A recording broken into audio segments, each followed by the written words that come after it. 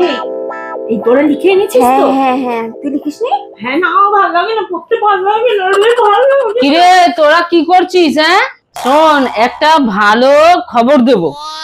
এই বছর আমাদের হজবরল কোচিং সেন্টারের রজত জয়ন্তী উৎসব পালন করা হবে। ওরে বাবা, শুনে তো তোরা মনে হচ্ছে খুব খুশি, রজত জয়ন্তী হবে। তো জানিস কি যে রজত জয়ন্তী উৎসব কি? ও ও স্যার, তুমি রজত কাকুকে চেনো? এই জয়ন্তী পিসি কেউ চেনে? কাকে বললি?